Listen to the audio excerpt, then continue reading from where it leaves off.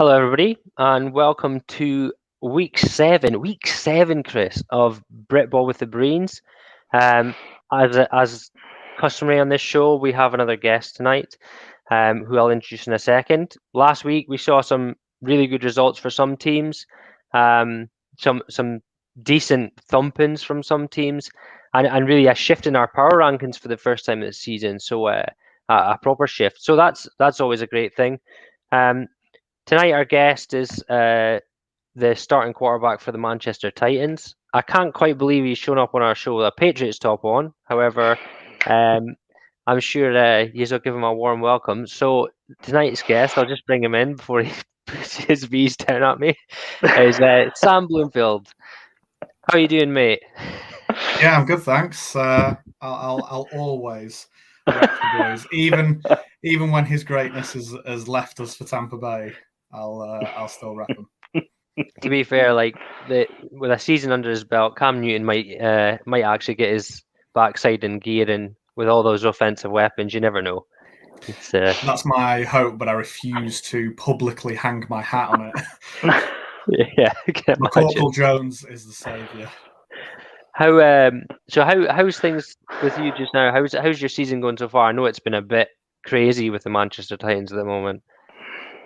Yeah, I mean, I think it's for us. We're really kind of we're focused on next year. You know, everything we're doing now is about developing rhythm. It's about developing chemistry. We're trying things out that we perhaps haven't done before.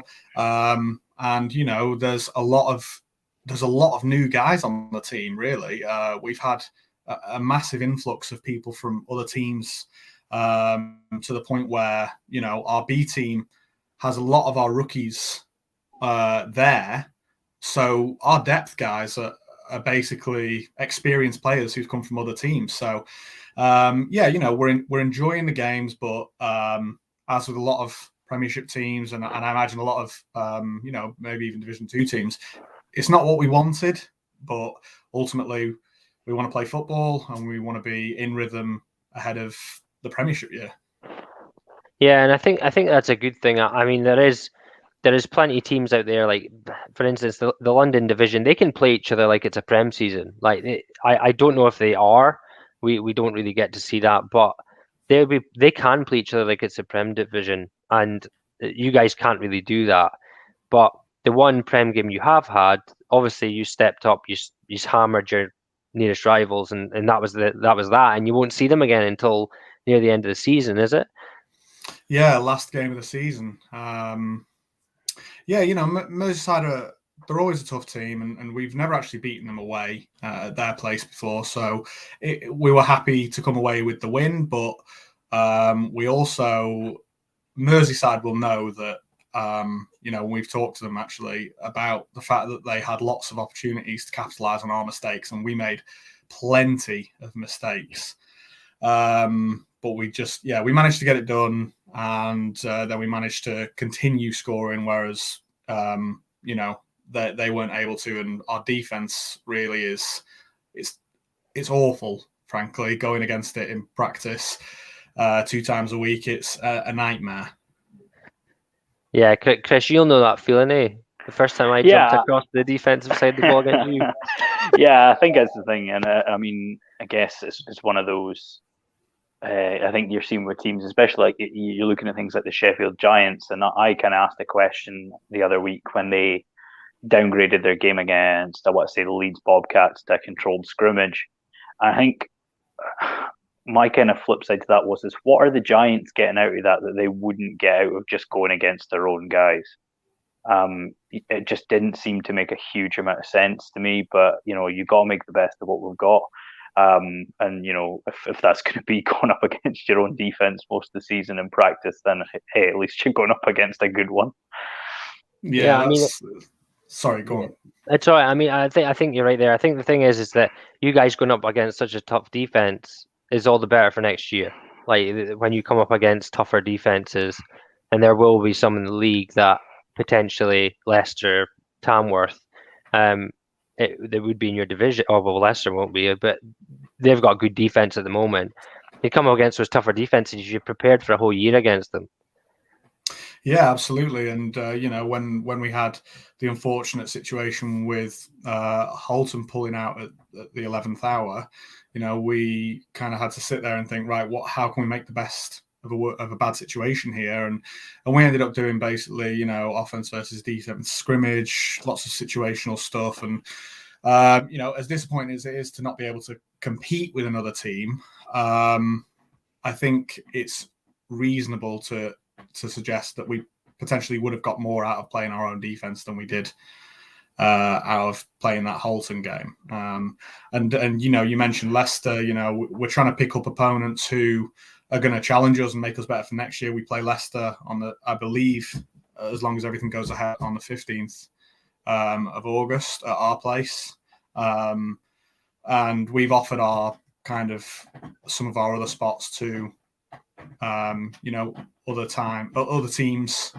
We've offered to a number of Premiership teams, and that might not end up happening. But yeah, we want to be playing those teams that are going to give us a challenge and make us better ahead of that Premiership season. Yeah, and I think one thing we know for sure is Northumberland have a good defence. We've played them many a time. They hardly give up any points, and they've got a really good secondary, cornerback safeties as well. So that's another test there. And obviously you've got the Caesars this weekend. That'll be a different test altogether. And then, as I said, you said there, Titans versus Leicester, and the Olympians play Solent on that same day. So I'm going to be sitting in my chair, waiting for these ones coming, because that's going to be two cracking games, I think. It should give us a good indication of kind of where people are at, I think. We don't see Tamworth this year. We don't see Sandwell this year. So, you still have to take everything with a pinch of salt, because teams match up differently to each other. Just because, Tamworth wiped the floor with Merseyside 2 times last year, and then we ran Tamworth close and beat them once and whatever like that, it doesn't mean that matchup between us and Merseyside will be, the exact same, because you just match up better against some of the teams. The Sheffield Giants defense has always been a pain for us, and Edinburgh Wolves are always a pain for us. It's just about kind of how you match up, and it'll be a good indicator, I think, but not, it's not going to be sacrosanct. Tell us exactly where we are in terms of that Premiership North, but it might give us a good indication. Yeah, but it'll certainly be interesting. It's good that teams are looking for other games. I'd seen that Bristol look like their game is going to be off next weekend, so maybe they'll manage to find somebody as well. But that's a good bit of it. That's a good bit of the British American Football Society, is that some teams are out there are willing to go and find something else to help their team get better, and that's only a good thing. I'm just going to put up a few comments you've got here, Sam. You're getting a boo from Craig Oliphant. Okay, well, the boo is understandable. It's a bit harsh to speak about me like that. I mean, I've not even met you before, but the boo is what. So I played with his nickname's Nelly, because I gave him that nickname because of Oliphant, obviously. We used to play together back in 2008, and then eventually got him to come over to Manchester this year. And they all used to boo me during card checks. So that's a sign of affection. However, the unattractive man thing couldn't possibly be talking about me. I don't really understand. I got booed in my card check as well, but I don't think it was to do with affection. Maybe I just tell myself that it was affection. My mum and my dad posted again. I don't know how much you know about this, but my dad has been around Britball for a very long time. So he's saying 2 big teams in Manchester, the Spartans. We've actually did a bit about the Spartans in an article ages ago, and the Manchester All-Stars, who sound like someone out of Space Jam. So yeah, I can imagine that Manchester's had some pretty good teams over the years. I only joined Manchester in 2017, but kind of in bits and bobs get filtered through about old boys and about kind of previous seasons and things like that. So we hear little bits and bobs about the Spartans and the All-Stars. Yeah, I think our dad, I'm almost 100% sure our dad didn't play Manchester, but he certainly knows a fair bit about the other Britball teams. Jonathan says, that's my QB. That's my play for Manchester. I hope so. Oh, is that your centre? That's a close connection. Centre to QB is a close connection. Yeah, we only do under centre snaps away from pitch. Disgusting. Each to their own. And then Tomek. Oh, Tomek. So Tomek is a player who came to us this year, and we kind of he's a really, really good receiver. His hands are exceptional. I think just he's taking a little bit of time to get used to the playbook. But the good thing is that Tomek has absolutely no regard for his body. So he basically in drills against our other receivers, he was going so hard and like putting people out of drills. We were like, Tomek, why don't you try some defense? So he kind of is in between offense and defense right now. And, you know, he makes plays on special teams. Like he's a baller. And as soon as he kind of really gets to grips with the playbook, I think we'll see some good stuff from him. I think he's part of the he's on one of the Penguins or the Grizzlies team or something like that. And I was like, Tomek is 100% getting ejected from that game. A Penguin's been ejected. You're like, what? Yeah, exactly. This is one of our teammates. He's saying hi. All right, Craig. All right, Craig. And then just before we go on, this is there's some under 16 results here. Northern Knights 14, Rugby Rhinos 6. I always, honestly, every time I see rugby first, I always think, what's the rugby do? And then I realise that it's the team. It's the place. Rugby Northerns, I'm not going to say it wrong again. Knights 12, Bedford Blackhawks 6, Northern Knights 28, Leicester Falcons 13. I know Gateshead's youth team absolutely gubbed the Rams youth team, I think. So it's been an interesting day for the youth and junior. So as last week, we hadn't really done this before. So again, if you guys can like and share the post, that'd be great, especially with the thing we're about to go on to and we're about to talk about. Be much appreciated. I'm just going to share my screen here. Just briefly before he goes on to that, I know I'm generally a sad-looking individual, but if you hear crying, it's not me. I'm on solo dad duty today, so if I do have to run away, you know, crying, it's not me that's well, it might be me crying, running away, but just so you know, yeah. I'm not abandoning ship. I have duties. No. We'll know where it is. I'll be back. So we're just going to talk something quickly here, and because it's the Wolves' first game now, I'm just going to share my screen here.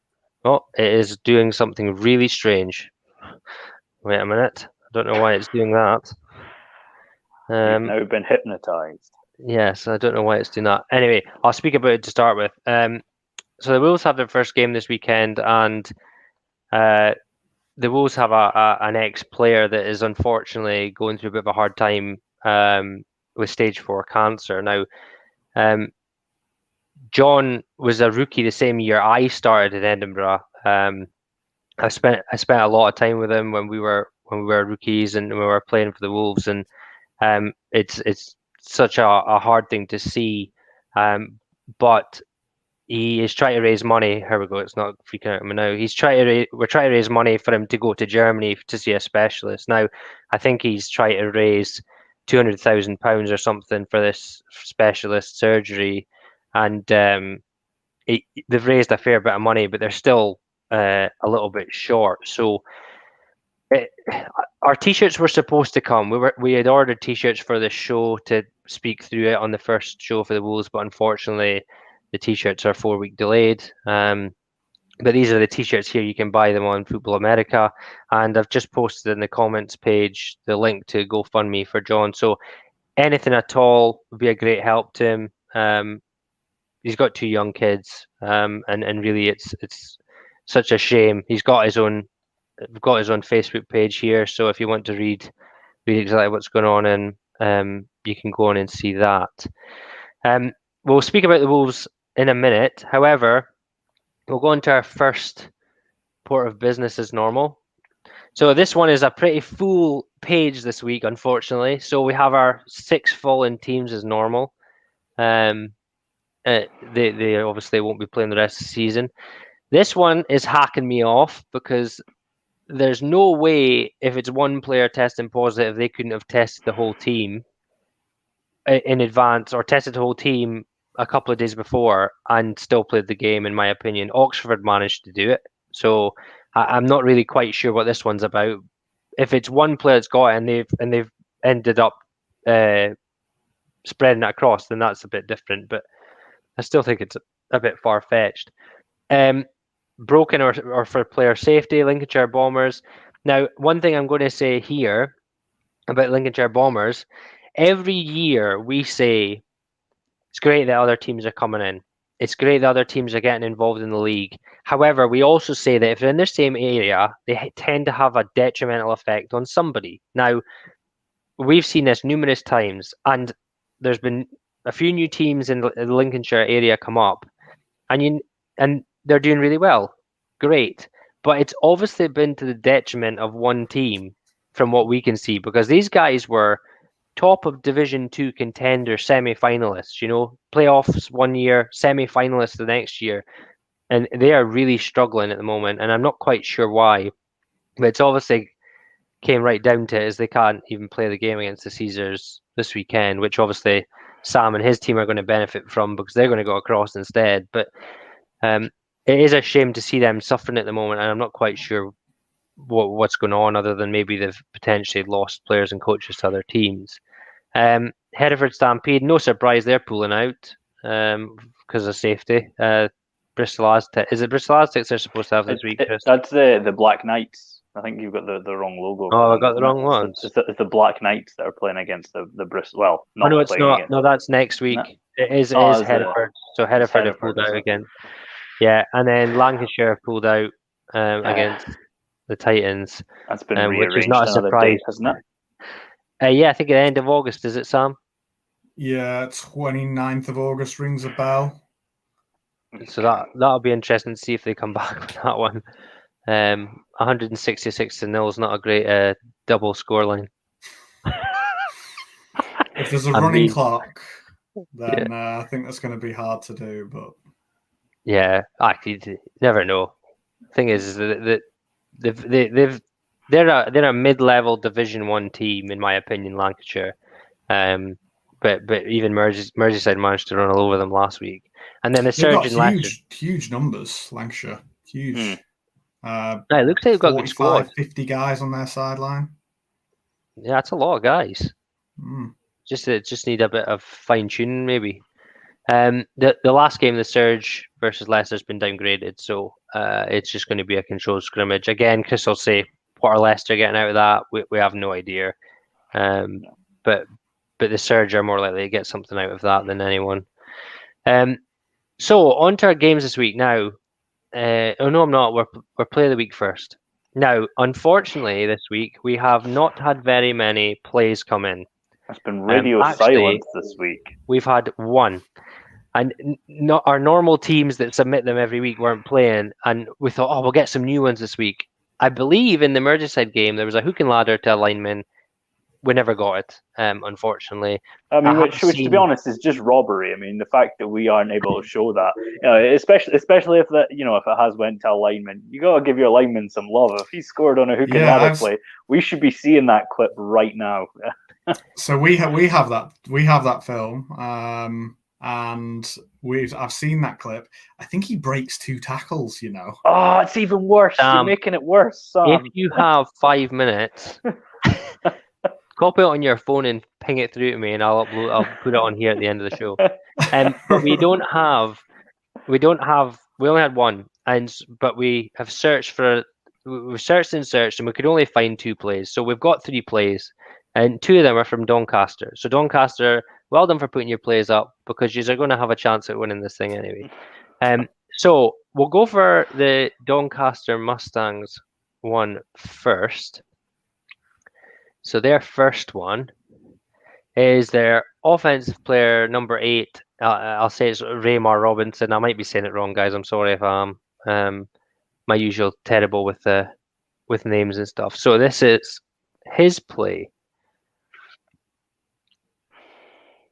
They've gone for the old school wartime. I love the fact they've got highlights, but I don't see why they've set it back to 1954 with the old camera clips, because it does make it quite difficult to see. But so QB steps back, throws it. Oh, there's a pause. Yeah. So he seems to be able to. I don't know what the word is. Is it? What's it when someone disappears and reappears somewhere. He seems to be able to do this. Teleports. Yeah, part of this play he seems to teleport 10 yards. But wide receiver open down here, wide side of the field, so it's a 1-on-1. QB's back. Shows a decent arm here. I mean, probably 35, 40 yards through the air. Good catch and easy into the end zone. So I feel like there's going to be a hard conversation. Play one. I feel like there's going to be a hard conversation with the defensive back there when he's sitting in off coverage and still gets burned deep. He's not going to be popular going back to his defensive coordinator after that. No, however, and the thing is, I'd love to say that he's going to get any love, but you never get beat deep. DB rule number 1: if you have to, you take him down. You take a 15-yarder. I'm not saying I did that a lot. Right, the next one is their defensive side. So this is their defensive play of the game, which I believe is their defensive end, going after the run, managing to chase down the run back here. So I think if I remember rightly, he's over this side, is he? I actually think it's the quarterback he chases down as well. I think it's a sack. Yeah, it is. Yes, you're right enough. And this is just good hustle, if anything. So this one comes in. This guy's name's Scott Smith, number 93. So he comes from this side. Okay, beats the left tackle. And then the hustle for a big man like that to get after the QB who's scrambling and bury his face in the ground is always class to see. Not for you two. It's class to see for me, though. But the last one has a little bit of lineman love in it.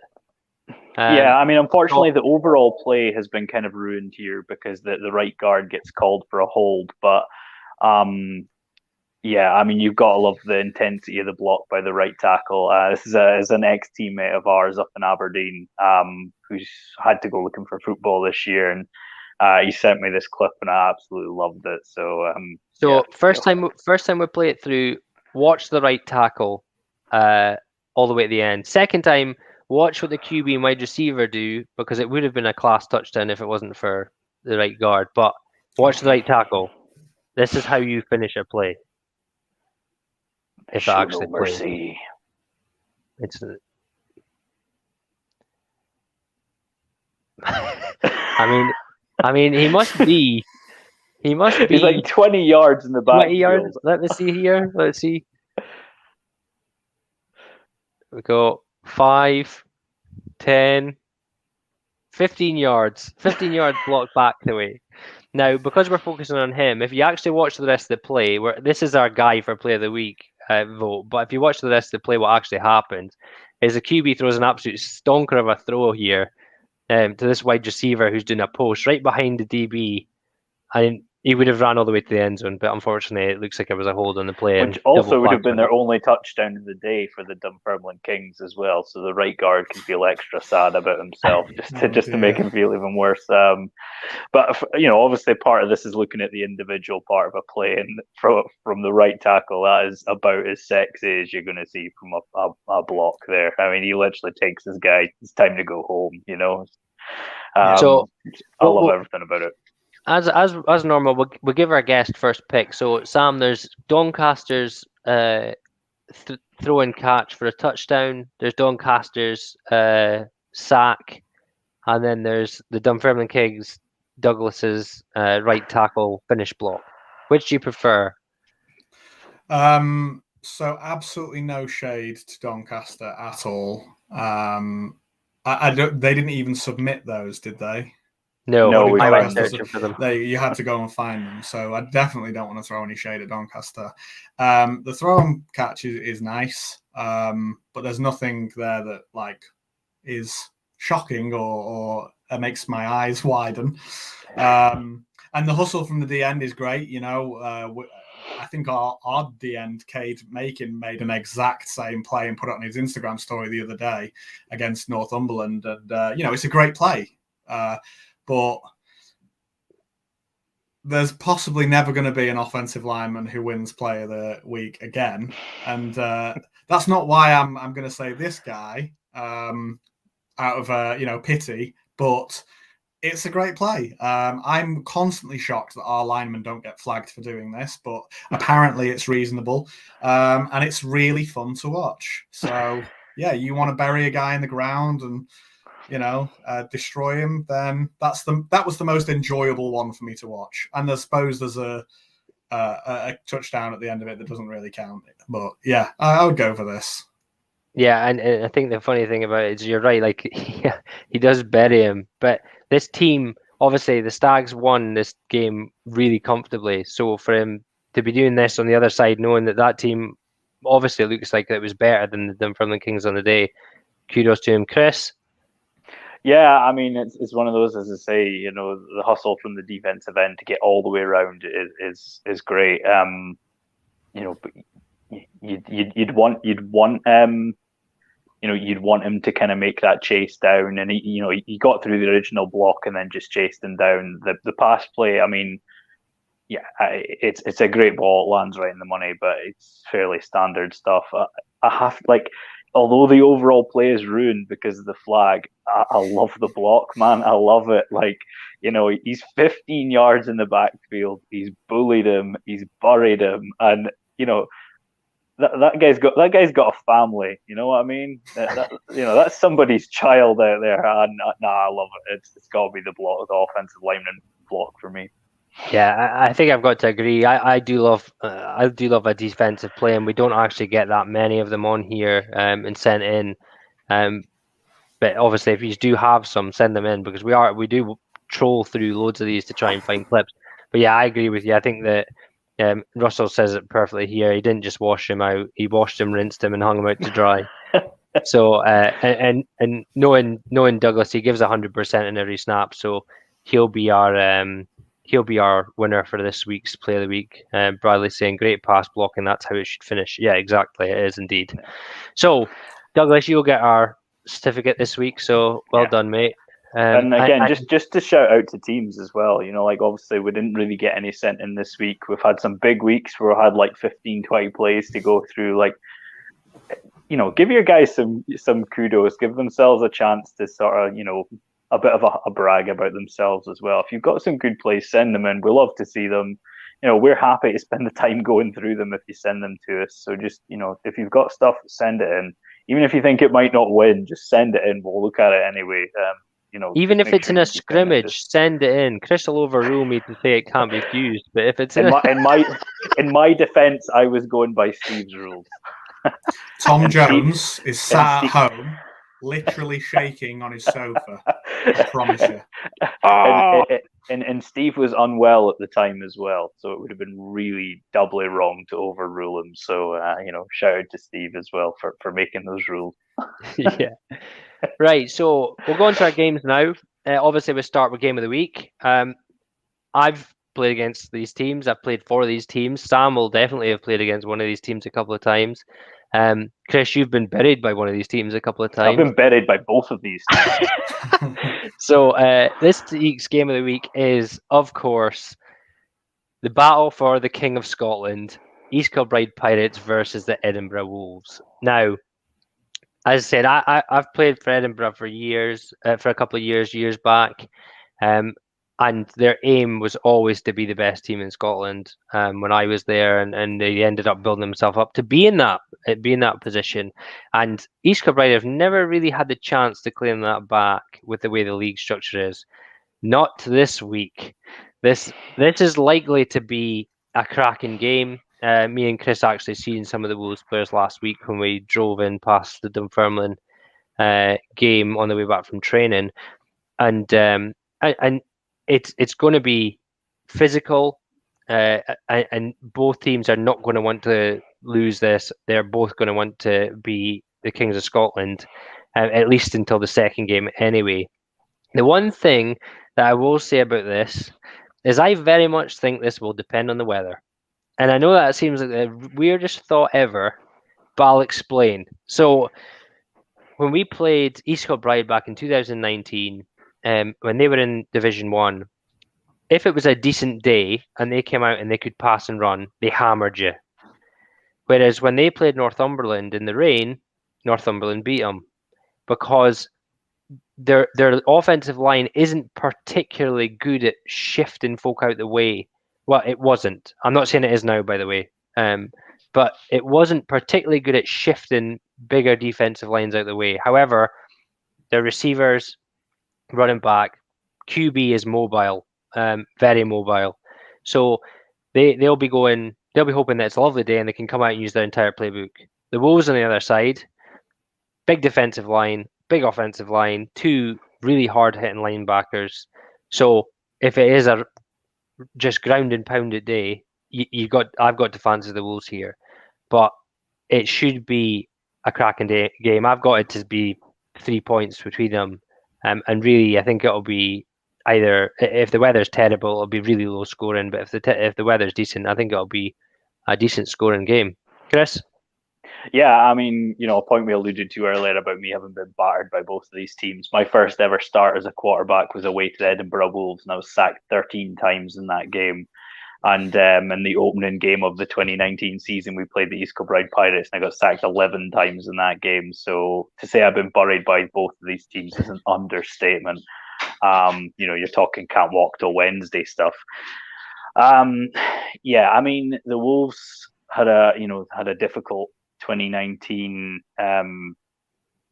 but they had some good wins along the way as well. It was a really kind of up and down season, and I know when it came down to the last game of the season, they needed to beat Leicester to survive. They blew them away. We also know that for that game, quarterback Jamie Morrison came back, and for all intents and purposes, he is meant to be there for the Wolves tomorrow. We know how good he is. And I think no matter what happens, he always gives them an edge. He's an exceptional quarterback. He's extremely athletic. He can move. He can throw. He can do it all. The quarterback on the other side, Neil Batty, he is rapid and he is extremely slippery. He's got a good arm on him as well. So it's a battle of two really strong quarterbacks here, which is always good to see as well. The thing for me is how the Wolves have sort of bounced back from losing Don Edmonston as their head coach. We know how big he is within the British American football community. It's a huge loss to not have him in there anymore. Whether that's impacted them with the time off that they've had more or less, I'm not really sure. We know the Pirates have recruited well. They've added a couple of people. They had an extremely young team in 2019, and by all reports, it's still young going into this year. The one thing I will say is that there was a newspaper clipping shared from down the Pirates' way today, where the quarterback from East Kilbride said this game was about bragging rights and that it was a clash of two Premier Division teams. And all I'll say is that's a bold strategy, Cotton. Let's see how that pays off for him. I'm not sure I'd be wanting to wind people up before a game. Yeah, I mean, this could be an extremely close game. I'm going to back the Wolves. I think Jamie Morrison makes a difference. Sam? Well, it's going to be not very easy for me to flex my knowledge on these two teams against you guys, but I do have quite the history with both teams. Back when I used to play for the Lancashire Wolverines in their Premiership years, we played the East Kilbride Pirates a lot. When we first started playing the Pirates, it was back in the days of Ryan Hunter and Ian Dick and Shark and stuff like that. And, they unfortunately had kind of their fall from grace. But then when I moved over to Manchester and we played them in 2018, the year that they dropped out of the Premiership, they weren't a pushover team. They had recruited pretty well even back then. They just lost a number of key, players. Jamie had moved to head coach. Well, he was offense coordinator, and now he's moved to head coach at that point. And I think that when I was speaking to Jamie, he was talking about it's just about rebuilding and stuff, and he knew that they'd be back. So when I look at this Pirates team now, and I suppose, and I'll get onto the Wolves, but I suppose when I look at the Wolves team as well, I kind of try to spot the differences between them, because Jamie Morrison might not be as mobile as Bapty, but Jamie Morrison's got wheels. He can run. He's an option quarterback. Snake hip. That's what they call him. God. And then you've got, Bapty's very slippery and he's an option quarterback and they're both good passers of the ball. I don't know enough about the offensive or defensive line to talk about it, but in my opinion, the Edinburgh Wolves, the strength of that team is their two linebackers, Ross, and I think the other's Jamie Lang. Is that his name? I can't remember if it's him or Jason. Jason, that's it. Jason, I think the other one is. Yeah, I mean, those guys are studs. I don't know if you guys have been hit by those guys. Chris, I'm sure you have. I also have.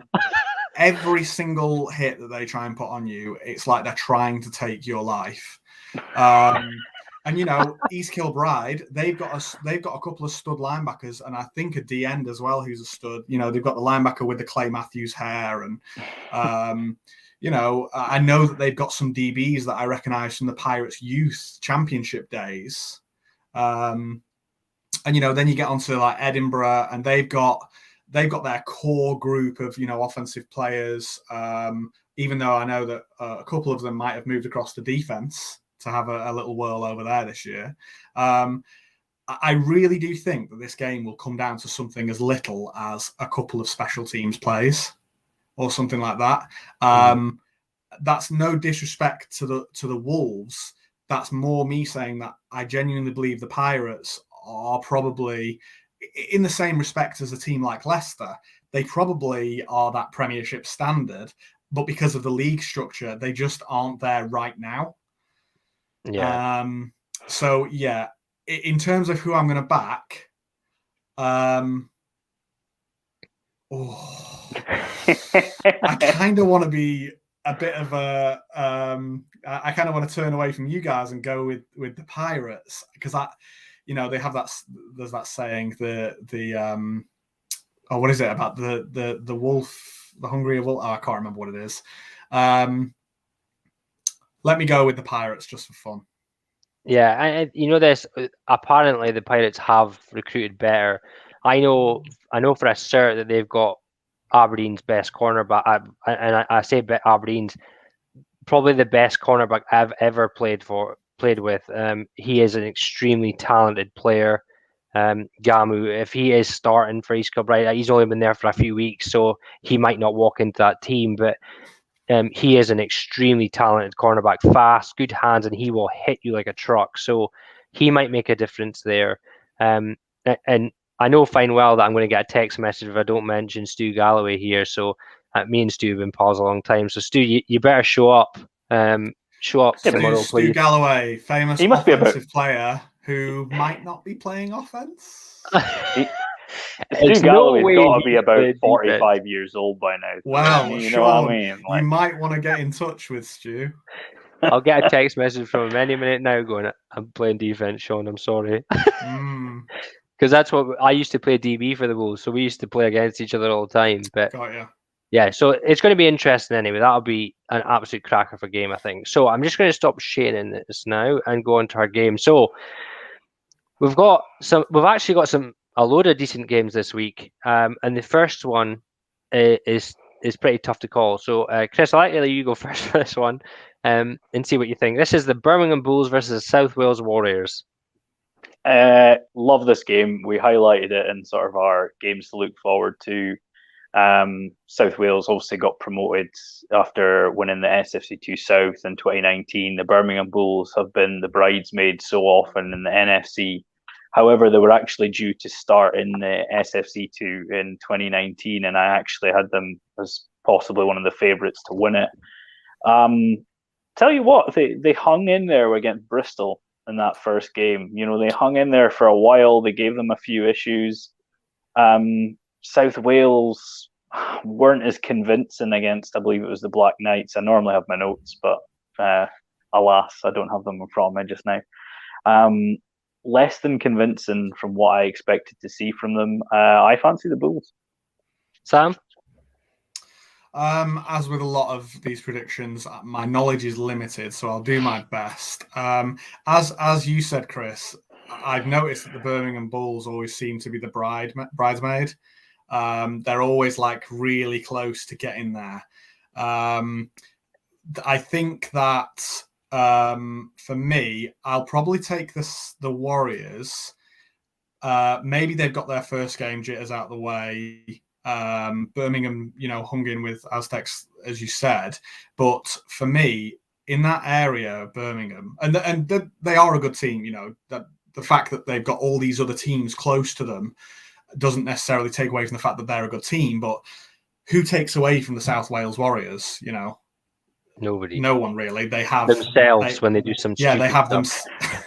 The police. They have themselves basically to compete with, and that's about it in terms of recruitment. So maybe the Warriors have got past some first game jitters. Maybe I don't know if the Bulls are going to be carrying some injuries from playing Bristol, but it'll probably be close. But I'll go with the Warriors.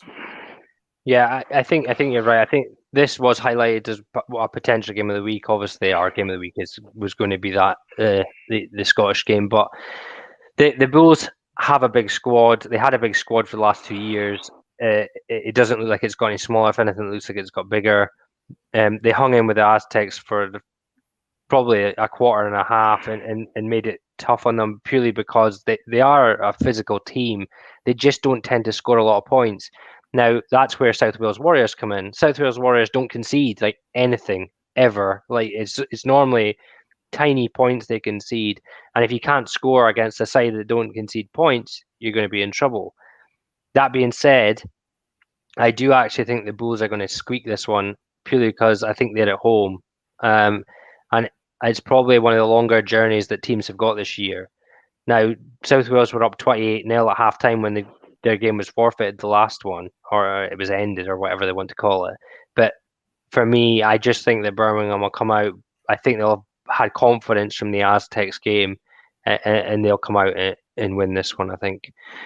Second game. How much do you think that the weather is going to affect all of the games this week, though? Because I'm fully aware that, we're playing a game on grass this week, which is not a surface we're that familiar with anymore.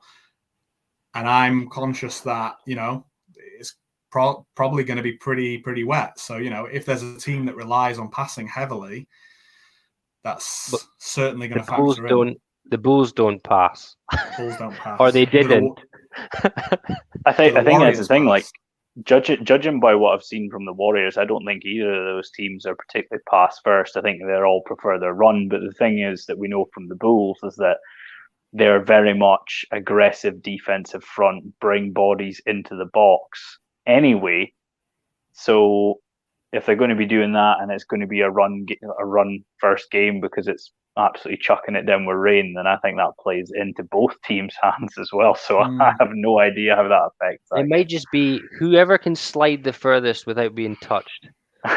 Yeah. If it's really heaving it down with rain. The second game here, start of the season, I probably went, this should be an easy call, but I'll let you go first on this one, Sam. The Bournemouth Bobcats versus the Solent Thrashers.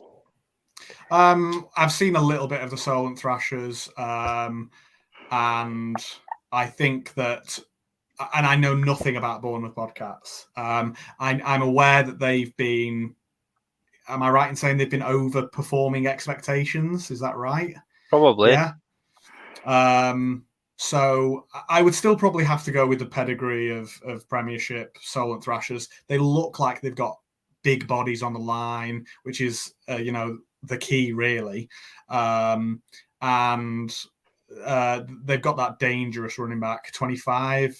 I think they've got a handful of them, actually. A handful, speaking to Steve Rains a couple of weeks ago. So, I've played for Steve Rains, and he's a great coach. And my gut feeling is probably that Solent will, if not early enough, maybe they'll run out winners. I'm being told on the comments here that this isn't the right game. It apparently is the Bournemouth versus the Knights this week. Where are you? Let me just check this. Sorry, guys. We have a list that, because there was loads of changes, we've been trying to keep it up to date. But this is my bad. If it's like changes every like 2 days or something because of teams. Yeah, pull no, out and why, you know what I mean? we're trying to keep on top of it. Let me see where we got here. We sometimes yeah, it we've is. got You're a right game enough. scheduled on Wednesday against the new team. You are right. It is. So this makes even. I'll just change this here. Sorry about this, folks. That's my bad. I didn't All realize my prep work's gone to waste now. So yeah, it's Bournemouth versus. Well, I'll say this, that the Rushmoor Knights have already beat Bournemouth, the not Chris, comfortably. Yeah, so they've already beat Bournemouth comfortably, and really with the way Bournemouth went and beat Sussex and Sussex pulling out against Solent, I think you're going to be safe to say that you're still going to be voting the opposite team for Bournemouth here, unfortunately. But yeah, they are punching above expectations in the last couple of weeks. They came up well from the lower division. Unlucky to get beaten in the final by South Wales, and then but they really have seemed to keep their progress going. But Rushmoor, I think, are going to be too much for them. Chris, you got anything to add on that one? No, I mean, as we say, you know, they were fairly comfortable winners before the Knights, and I think we kind of figured out now from teams that have played each other that, you know, Bournemouth got that good win over the Thunder, which was a bit of a surprise. You know, I'm assuming to everybody outside of Bournemouth, as they'll probably, you know, think as well. But yeah, I mean, there seems to be a gap between those two teams and the Knights and the Thrashers. So I would expect the Knights to win. Yeah, I'm guessing you're going to stick with the Knights, Sam. I will. It sounds like the educated guest say that, doesn't it? The next one, falling right into our trap. The next one, I don't think you have to be educated to guess this one. Jason Scott will fail, and the Crewe Railroaders will reign supreme. Tamworth's fall. Imagine the scenes. Yeah, I think this is going to be really interesting in the fact that how far down the chain are Tamworth going to play against Crewe here? Like I don't know how good Tamworth's numbers are. From what we've seen on live stream, it looks like they've got a huge squad. So can they go down to third, fourth, maybe even fifth stringers at some positions to play this team? I think that Jason will do similar to what the Titans do. Is first drive you put your starters out, you get a feel for how they are, and then you very, very quickly rotate. You know, and it's tough to balance because you'll have unhappy starters and second string guys on the sideline, but equally, if you're the head coach or the offensive or defensive coordinator and you're playing your starters for the first quarter against a team that just physically isn't able to match up, then the criticisms roll in and then you're doing things that you shouldn't be doing. So I think that Jason will want to give all of his guys time, and I think that he'll probably see it as a good opportunity to try lots of things and lots of people out. Yeah, it's true. Chris? Yeah, I mean, the thing is, you know, one thing I would like to say here is that a lot of people thought we were being ridiculously harsh on Crewe when we were saying, you know, like, looking at their schedule, would they even survive the season? And I don't think we were. I mean, you know, there are a lot of teams in British American football that would not survive this schedule, and I have no like fear of saying that and being wrong. I want to take my hat off to Crewe because they just keep going, you know, like, and as much as everyone wants to think we were being harsh, you know, when other teams have faltered and pulled out of games, they are still going. And the fact that they are still going is remarkable. You know, they're still turning up to these games. They're putting in what they can. And, you know, I knew they wouldn't get the same leniency from Leicester that they perhaps got shown by Sandwell. I was right. I like to think Coach Scott and the Phoenix will probably do what they can to rotate as many of their guys in as possible. No, but we're even talking about a team that had about 4 or 5 running backs score against the Sandwell Steelers. You know, how much more deep can you go? You know, do you just start chucking in like offensive linemen at run back or something? I don't know, but you know, I'm sure there's a lot of offensive linemen out there going, listen to this guy, he knows what he's talking about, throw some else in there. You know, but Yeah, I mean, Tamworth are going to win the game, but I'm pleased for Crewe. I really hope they keep going. Well, here you go. Here's a typical Crewe response here. Can't wait to Tamworth. Bring on one of the best teams in the country. It can help us grow and learn. Bravo. We like that. Credit to Crewe for, it would be the easy road is to pull out, isn't it? And say we're just not there. But credit to them for doing that. And on the side of Jason, and Tamworth, it's a great opportunity for Jason to try things like onside kicks and practice all those things as well. It's a really good, not to discredit Crewe, but these games are like, you can put in your fake punts, you can put in your onside kicks, you can try all this stuff. And same with Crewe. Why should Crewe not try those things as well for when they get to their, real opponents? Yeah, you can put in your hook and ladder to your lineman that we can no longer show, which is annoying. I mean, let's put it this way as well, though. They'll be, no matter how confident that they should be, there has to be an element in the back of their mind realizing that if Crewe somehow won this game, it would be the greatest victory in sports history. So I cannot let that happen, whatever happens. But Crewe score. Hats off to Crewe. They're still going for it, and they're getting the most out of it. So it's great for them. Tom's saying that Leicester started with their backups in pretty much every position, and the Crewe were a really good set of lads that kept fighting all the way, which is all what I hear. As much as we give some teams a hard time for being dross on this show, Crewe are not one of them. We just know they had a hard schedule this year. Next one is a good one, actually. I'll go first for this one purely because I believe Gateshead Senators have lost their best player, their big offensive lineman. I can't remember for the life of me what number he was. 75. When he played, it was 75 when he played against them. No, I think you may be right. I think you may be right with 75. But he is a lump. He is a big guy. He is extremely athletic, but he also plays both sides of the ball on both offensive and defensive lines. So he is a huge loss. Now, Darlington obviously went into Northumberland last week, and it was close to start with. Like it wasn't a runaway. It was in the end, but we kind of expected that in the end that Northumberland would run away with it. But Darlington put up a fight to start with, and Gateshead don't have the power that Northumberland have. So it could be a really interesting game here. Gateshead run the ball the same way, and they're just good at it. So if Darlington have figured out how to stop that and have the bodies in there to stop that, then this is going to be a good game. Obviously, I think that Gateshead have the more experience. They have a squad that has been up in the other division in 2019 and is coming back down to play a team that was just coming into the league. However, this is in Darlington. I actually think that Darlington are going to squeak this. It could honestly be by a point. But if they come out hard from the word go and get a lead, Gateshead aren't the team to come from behind. And I think that's potentially where this one could go. Sam?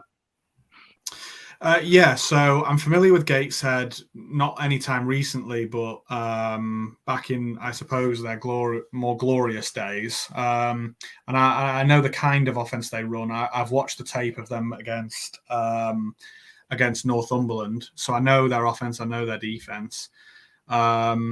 Everything I'm reading or seeing about Darlington's team is that they're, a pretty good outfit and that they're, doing a good job. There was lots of people who were saying that they could challenge Northumberland. And, from what you've just said, they held them pretty tight in the first instances of the game. So I feel like potentially Darlington's team is the choice, is my non-educated choice. Chris? Yeah, I mean, both these teams had similar scores against the Vikings. I don't think there was that many points in it. I think it was maybe like 48-6 and 48-0 or 48-3 or so. I'm not sure. It was fairly close to being the same score. Both these teams have pretty good run games. This game might be over in like 2 hours because there's a lot of run football in this and not that much pass. I guess I'm not too familiar with the kind of defense that Darlington play, but unless Gateshead have made some drastic changes in the last few years, I'd fairly much expect 44 cover 3. So they're obviously planning on stacking the box. So, you know, it's going to be a slugfest. You know, these teams are just going to be running at each other.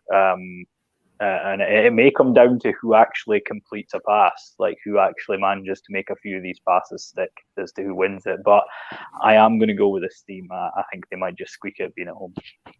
Oof, 3 for the Steam there. Interesting. Full steam ahead. The next one I'm hoping is right because they've changed their fixtures so many times in this division, but I have an image from them to say that this is right. So Essex Spartans versus the East Kent Mavericks. Chris, I'll let you go first on this one.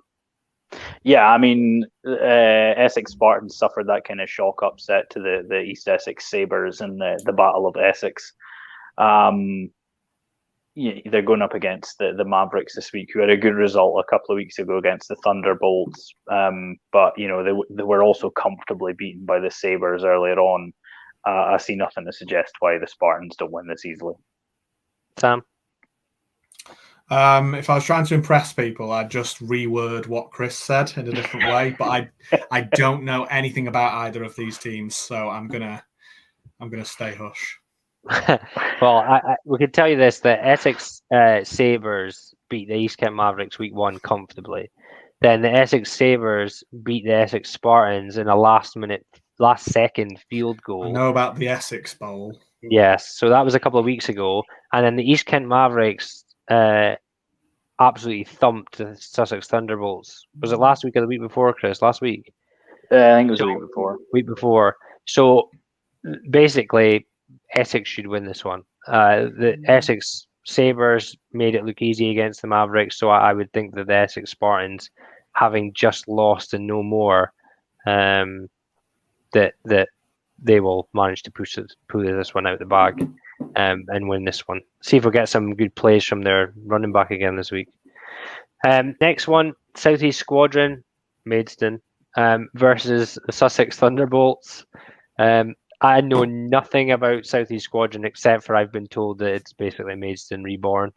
If that's the case, it's really annoying because for years we slagged off Maidstone, and then and then in 2019 they looked like they were doing all the right stuff and progressing the right way to just go we're folded, and then this team comes up from nowhere that none of us ever heard of, no associate process or nothing, and I actually think they're going to beat the Sussex Thunderbolts, which is just absurd. I don't know anything about them. I don't know if anyone can tell us anything about them. Bravo, but the Sussex Thunderbolts are obviously just a team of rookies. They got thumped by East Kent, and really, there's nothing wrong with that.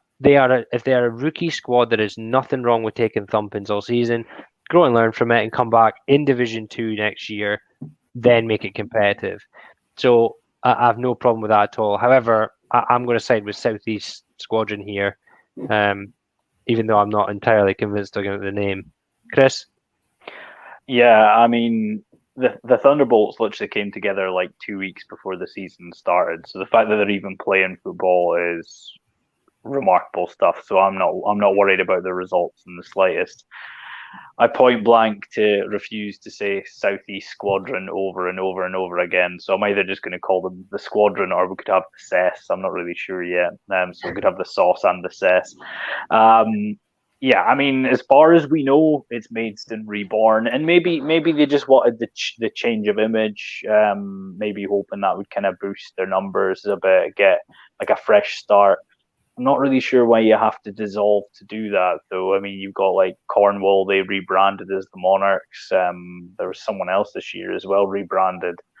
I kind of feel like you could probably just do that, and that would be enough. But you know, they're only playing 3 games this year, and 2 of them are against the Thunderbolts. But if it is based on sort of that Maidstone team, given the direction they were attempting to head in 2019, I think that the Squadron will win.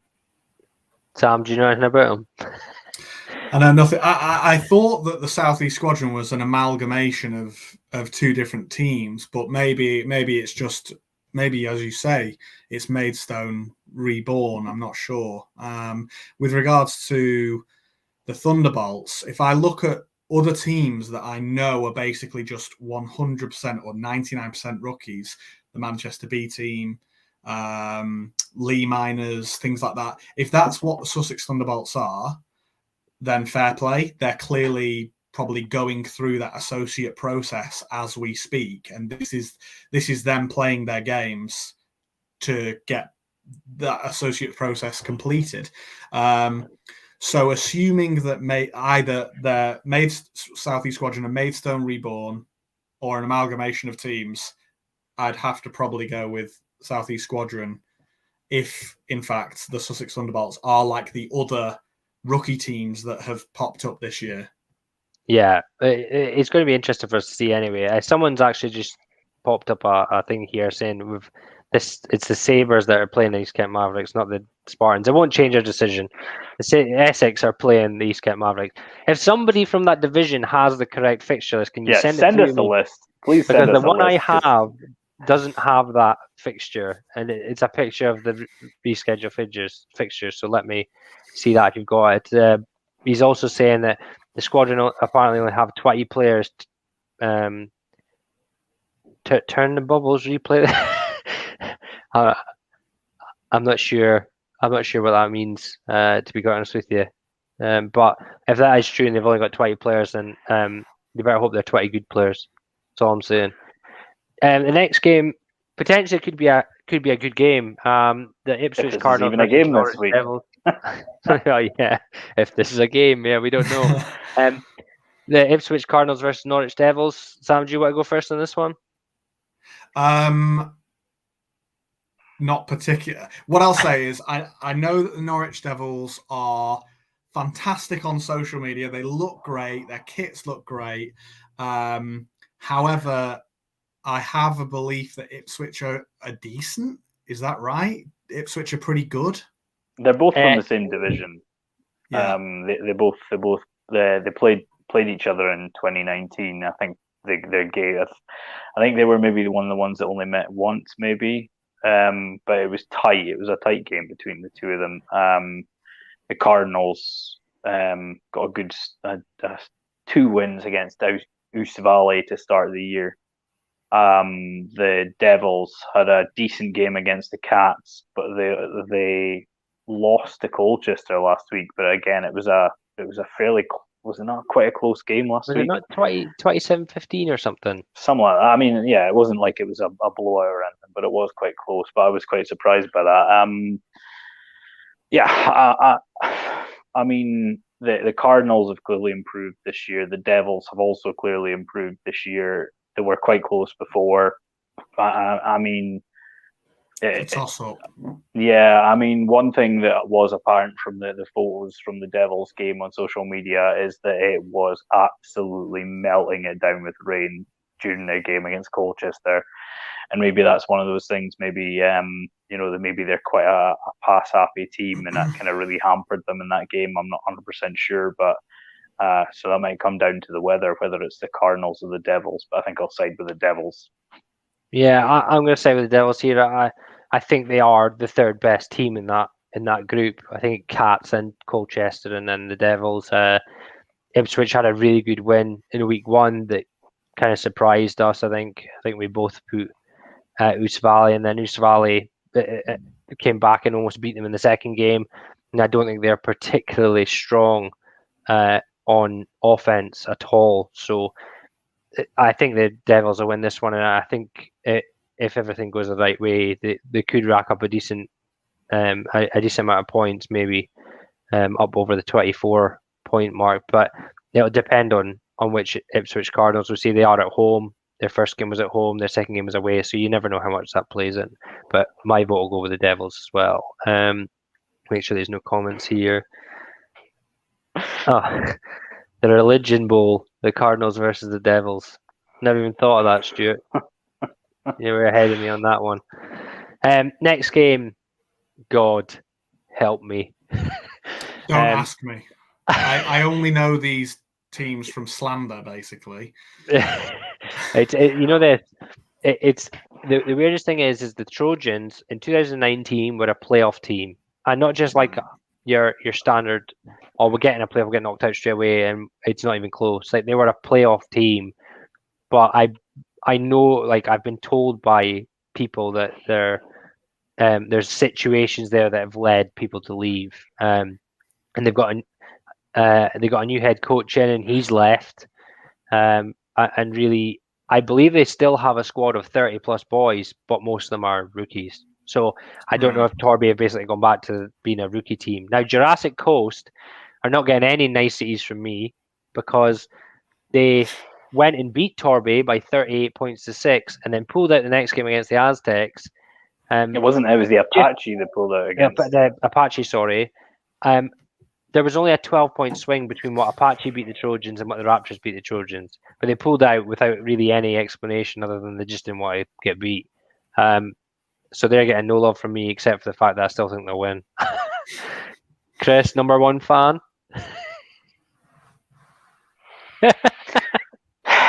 I mean, technically, the Torby Trojans are still under the 5-week embargo, so I can't pick them anyway. After what the Jurassic Coast Raptors did, after letting me declare myself as their number one fan after they beat Torby and proved me right, and then forfeiting the next game against the Apache, I have nothing but just hatred. Pure raw hatred. You know what? I hope this is a draw. I hope nobody wins. Well, that'll be an interesting one. Jurassic Coast really should win this if they won the first one comfortably, but you never know. Next one, I would have been looking forward to at the start of the season, but now I am unfortunately not. I think this will only go one way. Leeds, again, another team that Division 2 last year made the playoffs, got knocked out by our new team, but not in a bad game. And then this year just seemed to have disappeared into nowhere. I wonder how much of it is to do with the Yorkshire Rams look like they're getting stronger. Not only the Raiders, don't know if they're any stronger or if they've gained some of the players from Leeds. Obviously, I don't know if any of them have gone to Sheffield. You never know in that area, but they're not the same team they were in 2019. Humber Warhawks, however, have been putting in decent shifts the whole season. They won some decent games. A close one with Doncaster the first game. And then who was the second one they got a close game against in the second week, Chris? They put out the big. They beat Leeds, didn't they? Was it Leeds they beat the first time? Yeah. So they've got another chance to go out and beat Leeds here, but I think the Humber Warhawks take this one. I think Chris? It was 18-8 or something like that, wasn't it? Yeah, I mean, there's so many teams in that area. There's a lot of teams. I mean, I'm not familiar with. What would you classify that as, the central north of England? I'm not sure. Yorkshire. Yeah, Yorkshire, but like, Yorkshire. But if you, Yeah, it's still the north, but it's not the northeast because that's Newcastle. And it's not in the northwest because that's Manchester and Liverpool and that. So I would say it's central north. Yeah, I mean, there's a lot of teams there, and you're going to see a lot of ups and downs from them. I was surprised by Leeds. I expected them to be better. Humber have been getting better and better every year. So, and they're absolutely class on social media. We love the Warhawks on social media. They also send in some clips to us for highlights and plays of the week. So, hopefully they'll get a few more this week. Yeah, I mean, okay, Leeds are at home this time round, and it was a fairly close game last time, but I think the Leeds Bobcats are coming off the back of a fairly significant ass whooping from the Doncaster Mustangs, and I think that kind of carries on in this week, and I think Humber win. Yeah, Sam.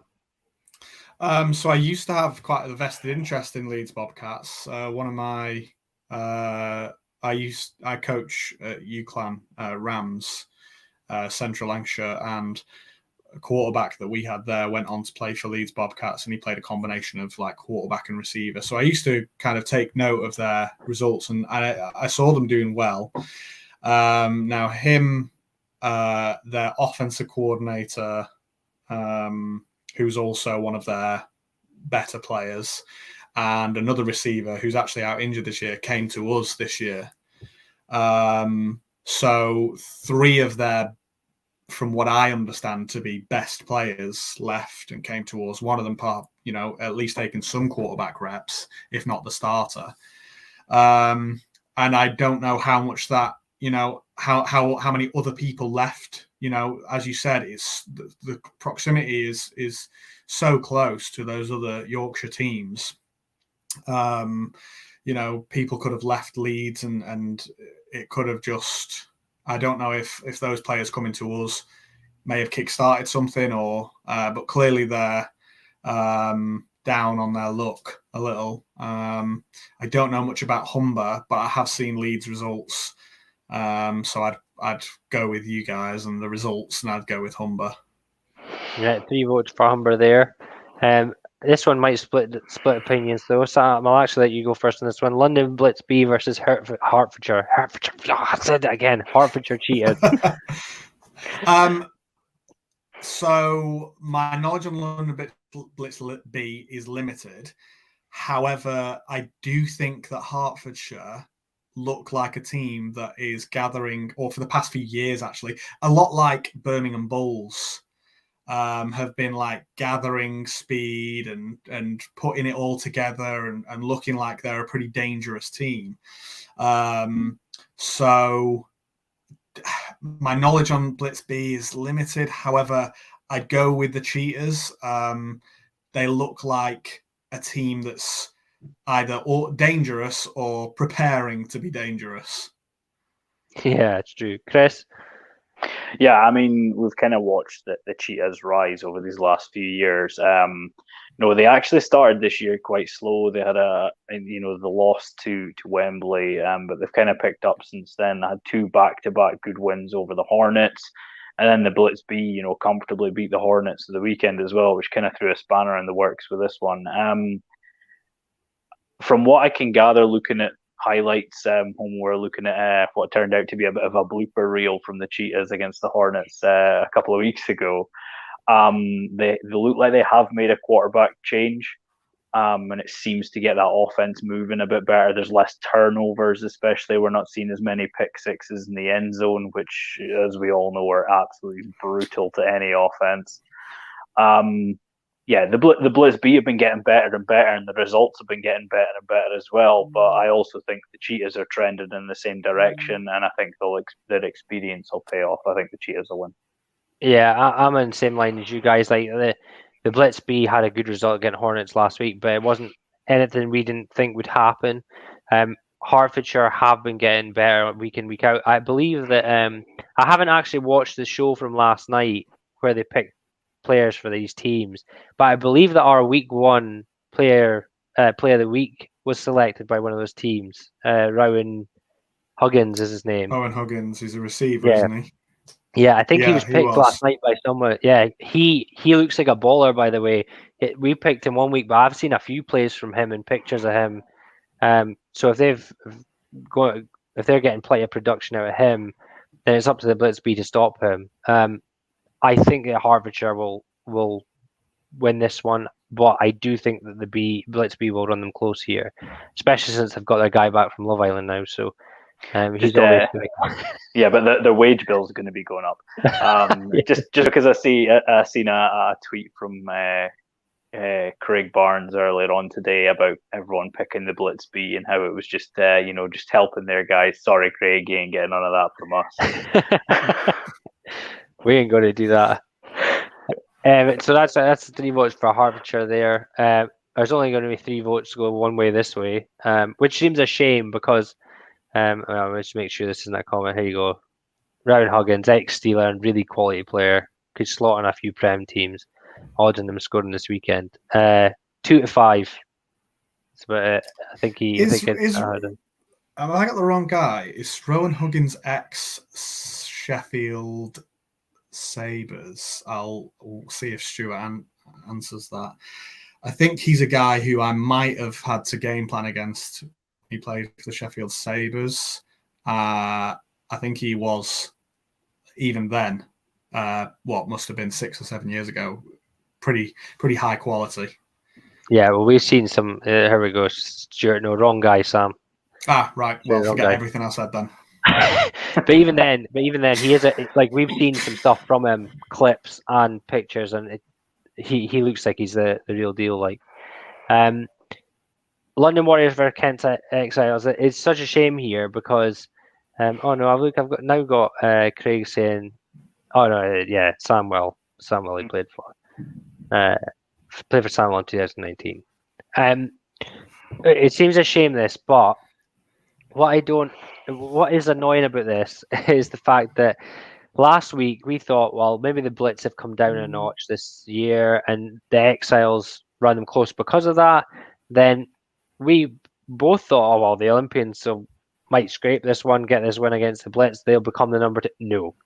36-0 by the Blitz team. But that now shows the gap between the Warriors and everybody else, because that shows that Kent have went up a notch towards the Blitz level, which is great for their program and doesn't actually surprise us that the work they've put in. But you're now going up against the Warriors after just having lost 49-0 to them at home, and now you're away to them. It's not going to be nice. The Warriors are going to probably walk away with this one. Chris? Yeah, I mean, put it this way: before any season, you'd speak about Blitz Warriors week being like a game of the week, but judging by what we've seen from other results, I don't think it's going to be at all. I don't think anyone's in the same league as the Warriors at all. The Exiles were comfortably beaten. I mean, probably a better result than they've done in previous years, certainly, because they've made a lot of improvements. But the Warriors they're too much, and there will be again. Yeah, Sam. Yeah, there's no other answer really. Warriors are absolutely dominant. No one in the UK ever really challenges them. I realise what happened in Britball in the previous season, but without naming names, I think everybody was a bit surprised about what happened there. That's no discredit to Tamworth at all, the quality, but the Warriors are just a different breed. They don't need an exceptional quarterback because of their running back core and their offensive line, but they have a quality quarterback. In fact, they have, I think, 3 high quality quarterbacks. I'm 6'1", and I'm about anywhere from between, on a good day, 95 kilograms to 100 kilograms. And their defensive line threw me around for the past 2 seasons in the playoffs like I'm a child. They are like nothing I've ever seen before. You might go to a different team in the Prem or I don't know, Div 1 or whatever, and you might see one guy that you're like, whoa, that guy does not belong there. That guy belongs somewhere else. He's an absolute baller. But the Warriors are just full of them. And yeah, just until you see those results and you see the Warriors dominate, but then you play them, and don't get me wrong, we want to play the Warriors. That's where we want to be. We don't back down. There's a video out there somewhere on the internet of the Titans celebrating after we got the playoffs against the Warriors in the changing room after we lost to Tamworth at home last season. We thought we bottled out of the playoffs. We thought we weren't going to get it, but we managed to scrape through thanks to help from a couple of other teams. And we're in the changing rooms like screaming. We're like so excited, and people are like commenting on that video saying, like, why, you do realize you're going to play the Warriors, right? And we're like, yeah, of course, that's where we want to be. Obviously, it's different when you're there. Well, it's where we want to be 5 minutes in the game. I don't want to be here anymore. Yeah. You know this, Sam. When that game came up, I predicted that you would lose by 50 plus, right? And honestly, I remember some of the Titans being like, coming out and be like, what you doing, blah, blah, blah. And then the scoreline, and I just like sat there the next week going, guys, it's just a different caliber just now. But the thing is, that's not an insult to anyone saying you're going to lose by 50 points to Warriors. It sounds like you're being really insulting, but it's just not. I wish we'd lost. I wish we'd lost by 50 points. Yeah, that'd been nice. I think we lost by 60 plus. But it's an interesting thing. But Chris, you sent something to me this week about the EFL again. and it was mentioning that they're looking at branching out into London, but it doesn't say London Warriors. It says the London franchise. So that is interesting. That article that you might be referring to was actually written by someone who's part of the London Warriors. Now, a couple of months ago, through Little Birdies, I'd heard that the Warriors were basically looking for a stadium, because to be part of the EFL, you need to have a stadium. So that's what I've heard. The Warriors obviously have not said anything in public. I mean, they don't say anything anyway. Well, be careful, because I've heard that they inbox people and say, we'll talk whenever you want, but that sounds really passive-aggressive threatening. It sounds like their defensive line's going to turn up at your door. I refuse to want to talk? Oh, no! Let's be fair, Chris. We are far enough away. Yeah. We don't have to worry about that. But yeah, basically what I'd heard was that they're looking for a stadium, and as long as they have that, then it's potential that they will be looking to go into the ELF next year. Now, my thought process purely from that was that, well, even if they do go into the ELF, they could potentially look to leave the London Warriors team in the Premiership, so they constantly have this feeder. They have their youth teams, their junior teams, and then they have their team in the Prem, or a team in Britball that can then feed into their ELF team, kind of like what Frankfurt Galaxy are doing with Frankfurt Universe. That's not anything I've heard from anybody else. That's just my thought process of what they could potentially look to do. Mm-hmm. Chris, you imagine that? Could you imagine London running over London? Chris knows what I mean. If you've watched the EFL, have you seen the boy London from the Cologne Centurion? Oh my word! Yeah, 300 yards a game, 4 touchdowns, like every game. You'd think that folk would go, right, just stop him under any means. I don't think it makes a difference. No. But that will be interesting. I was saying I think it was Steve Rains I was actually talking to the other weekend. I'm from a swimming background, right? So one of the things they now have a professional swimming league, and it only started up a couple of years ago. And what they've done in London, they have a London Roar team is what they're called. But they've now set up a London Academy, a London Roar Academy, where they take in swimmers from all these different places, and then they feed the London Roar. The thing is to potentially feed the London Roar International Swimming League in the future. So it'd be interesting to see if they actually do that. It'd be quite similar. Like Stuart Andrews saying, "Did you hear it on the dark web, Sam?" I daren't say anything. Somebody whispered it to him after he sacked him in 2019. That's what it was. Going to the EFL. I'm like, I don't know what that is.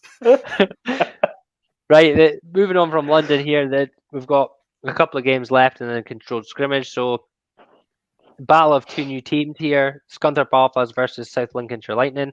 I'll be honest, I know absolutely nothing about South Lincolnshire Lightning until last week, and they came out and they gave Northerns a good game. They gave them a good game. They look like they're no mugs. Scunthorpe, on the other hand, have now beat Lincolnshire twice. They're no mugs. So I actually think this is going to be a really close game. I think that purely because of what I've seen online and some of the people talking about Scunthorpe, I'm going to side with Scunthorpe to win this one. But I don't think it'll be a run over by any stretch of the imagination. Chris? Yeah, I mean, I would say, judging, you've always had the Northants Knights have had 2 good results against, tight losses against the Nottingham Caesars, who are obviously like a seasoned team, like a well-established Div 1 team. And the South Lincolnshire Lightning, really pushed them all the way last week. I think it was like 28-7 maybe in the end, but they really gave them a close game for the vast majority of it. So clearly you would have to suggest that neither of these 2 teams coming in are just straight up rookie guys. They've clearly got experienced players coming in from places, because generally, as we spoke about, you don't come in and just compete straight away if you're full-blooded rookie teams. It just doesn't happen. So they've obviously got a bit of experience in both the squads. The Alphas look like they've got a really strong setup where they are, and I think the fact that they've won the last 2 games will probably play to their favour, and I think the Alphas will win. Yeah, Sam. Yeah, so I don't know anything about the Lightning, but with regards to Scunthorpe, I'm aware that I don't know if it was just one person or it was a group of people that kind of separated away from, I believe, the Sheffield Giants, and then they formed the Scunthorpe team. So there's kind of some faces that I recognise there to do with Scunthorpe Alphas, some of them being coaches and a couple of players that I recognise as well. So even if they are kind of, primarily a rookie team, there are guys who have Premiership and Division 1 experience scattered in with that Scunthorpe Alphas team. Plus, their kit is one of the nicest in Britball. So I'm obviously going to have to go with that white ice kit for the Scunthorpe Alphas. If they can send me a jersey, I'll promote them every week. I don't mind. Number 21. I think they've got. I can't remember if it's them that's got. I think he's number 4. He seems to pop up all the time on their social media. I think he must be a monster or something. So I don't know if he's come from another team or something like that, but I'm sure it's them that I keep seeing number 4. I'm getting a comment here, so probably Sean, you're speaking shite. No, the score was 20-8 to the Knights. So I said 28. That's okay. Yeah. So I think the Lightning had ex-Saxons. So there you go. The Lightning have some ex-Saxons. Which is what I said, judging. I said that I felt that they would probably have some Peterborough Saxons players given the area that we're in. I did think that would be the case, and it turns out to be right. Yeah, I think it'll be interesting. Doesn't happen very often, but sometimes it does. This game, I think, is going to split us because I'm not sure where you are going to go with this one. So, Shropshire Revolution versus Sandwell Steelers. Sam, I'll let you go first for this one. You can have first dibs. Do we have any idea if the quarterback that was playing against Tamworth for Sandwell, is he the same quarterback, or did Sandwell have a different quarterback against Tamworth this time around, the second game, or are we not sure? I don't have any knowledge of that, no. Okay. I think I looked at a few pictures. This might be this guy, number 4. I think it's number 4 that I keep seeing things about. I don't know. Yeah, I don't know. Looking at it, Stuart Andrews keeping zip, so he's not going to tell us. Right. Well, from no disrespect to that quarterback, he I think played quarterback at uni level, and then he played maybe a running back position for Sandwell. Obviously, Tristan Varney's moved down south, and I think potentially permanently retired. I'm not sure about that, but I think that Sandwell have a very strong defense, and I think that they're possibly now in the process of trying to discover who they are offensively. I feel like I saw a different quarterback in the pictures for Sandwell. Now, whether that's an experienced guy or whether that's kind of another guy that they've just kind of stuck in there as someone to take that role. A new QB sponsor this week. I have no idea. I have no idea what that means, actually. Can I get a QB sponsor? That'd be great. Why do you get QB do that on this show with these two? Yeah, I feel like we should get some sort of, Britball. And we'll unite against the Warriors, and you can go against EKP and Wolves. And we'll just complain about getting thrown around. QB union. Yeah, I know that Shropshire. I have experience with Shropshire from many years ago.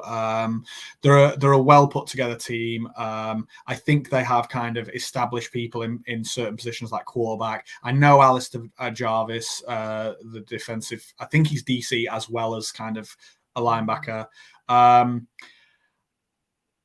No. This is what was happening to me. I could not. Yeah, this is really tough. I think that if Sandwell have some kind of quarterback ahead of today's game, we are proud to announce.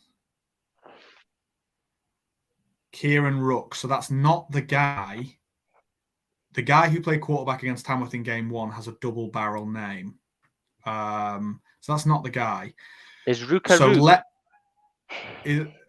So let me go with Sandwell. I think Sandwell's defense could potentially do them some favors in this game. I do rate Shropshire as a team who's got moving in the right direction for sure, but maybe Sandwell's defense will have too much for Shropshire this time.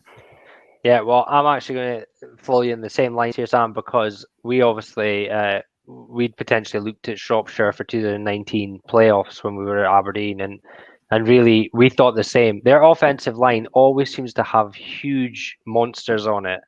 Guy Whittaker's a guy who plays tackle for GB. Oh, huge guys, but they never seem to quite manage to do anything in the playoffs. And really, I think this is going to be the biggest thing.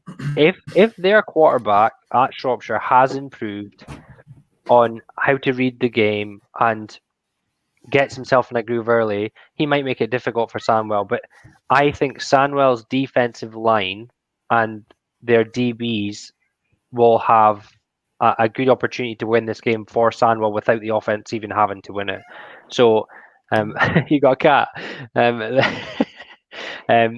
It's going to be an interesting one. I think it potentially would have been. It was actually, it was flagged on our list. So we thought this was going to be a great game.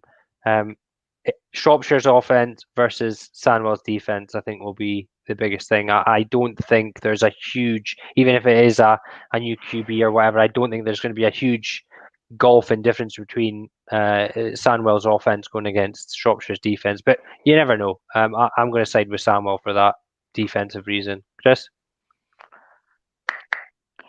Yeah. I'm sure someone will feel free to correct me if I'm wrong here. However, I believe both of the offensive coaches now at the Steelers and the Revolution both are big air raid guys. So where we've heard previously me say that might be the shortest game, this might be the longest game. I don't believe either of these teams are hugely big on the run anymore. We know Sandwell's defense is really good, and what we've seen against the Tamworth in the Tamworth games was simply a defensive group that were worn down because they were never ever off the field. Every time they got off, the ball went straight back to Tamworth, and they were back out there again. And eventually, they kind of just fell apart with how much they were on there. We know, obviously, we had Coach Butler on before he ended up at Sandwell, so we'll take minor credit for a plug for him there, getting him back into Sandwell again. So I still think they're going through a bit of an identity change. I'm not sure how easily it's going to be to fit that personnel into that kind of scheme straight away. I think Shropshire are going to win, and I think it's going to be close, but if Sandwell can't find a way to keep their defense off the field, I think eventually that fast-paced air raid, spread you out kind of offense is gonna punish them as a result. Yeah, this is either way. Honestly, I hummed and hayed over this fixture for a while, and purely because of Sandwell's defense, I've chosen Sandwell. So that's an interesting game for tomorrow. I wish that one was live streamed so we could have seen that one. Right, that's all the games except for a controlled scrimmage. And the only reason I'm putting this up is because my dad commented something about this earlier. Of course he did. There you go. Sorry, Sam, you're getting covered by this. In the 80s, the biggest team in Leicester were the Leicester Panthers, who played for a national division. Can viewers tell me who the young QB in the photo who played for Leicester Panthers was in 1988? He's now a famous Super Bowl winning head coach in the NFL. I'll leave it up to Sean and Chris. We've met him, yeah. We've met him. I think it's well documented who. I won't say it. I'll let Someone answered. Someone answered already. This was a while back, but I seen it pop up. So yeah, Sean Payton. But yeah, Leicester just a controlled scrimmage this week, so we don't need to say too much about that. Staffordshire will get more out of that than Leicester will, I would think. I was just going to say, a lot depends on, maybe not a lot with regards to that fixture, but I'm very curious to see what the situation is with, Leicester's American players. Are they? Is it? I don't know if it's a time thing. Is it a case of they need to have spent 6 months in the country, or are they waiting for some kind of student visa or something like that? Not really too sure where, because I know that their receiver, I think his name's Kieran Watts. He played in the 2017 game with us, and he was eligible to play in that game, I'm assuming. So he must have left country and then come back, and he must need to be here for another 6 months again, I guess. But he's not going to be a student again like he was at Derby. So I'm not really too sure if it's, if they're allowed to play or what. Can you play your American in a controlled scrimmage? Can you play your American full stop? Well, technically, if they're not allowed to play, it means they wouldn't be insured for practice either. So no. Interesting. But yeah, that'd be an interesting one to know. So as I said before, we're due to be playing Leicester on the 15th of August, and what I've heard is that they will have their American players there. So the thing is that's next week, isn't it? It is. Yes. So I won't even see it. I'll be a little busy. There you go, Mr. Lawless knows. As a DMU scholar. So the thing is that either way, we're kind of open to this. Is that you want to play the best team anyway? It doesn't matter. But it is interesting to know if they're going to get all their players in the field, because they are a totally different team without it, by the looks of it. Well, especially if they're coaching at QB. Yeah. Well, I'm hearing that he had positive rush yards on the day. So did he? If he did, it was purely from chasing the ball after it was fumbled. So I'm pretty sure that someone commented on one of the podcasts or a comment or somewhere saying that their quarterback had positive rush yards on the day. So because Stuart's saying that you'll play Leicester before you, Sam, so he'll let you know. We'll pop a couple of extra yards onto our pitch, Stuart, if you send us the tape. We've got the cancelled games we went through already: Lincolnshire, Nottingham, Hereford Stampede, Bristol, and Manchester Titans and Lancashire.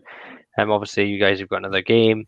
And as usual, Steve and Oz, I think it is tomorrow, will be back with their game day live. Anybody got any scores? Fire these into fire the hashtag in so we get the scores and we can do our thing on Gridiron Hub tomorrow.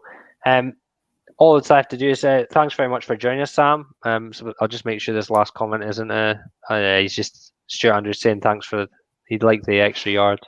All that's left to say is thanks very much for joining us, Sam. It's been cracking talking to you tonight, and it's great to see the insights, and I hope you guys have a good game against the Caesars tomorrow. Thank you very much. Appreciate it. So from us, we'll catch you later, and we will see you next week. Everybody have a good day tomorrow. Catch us later.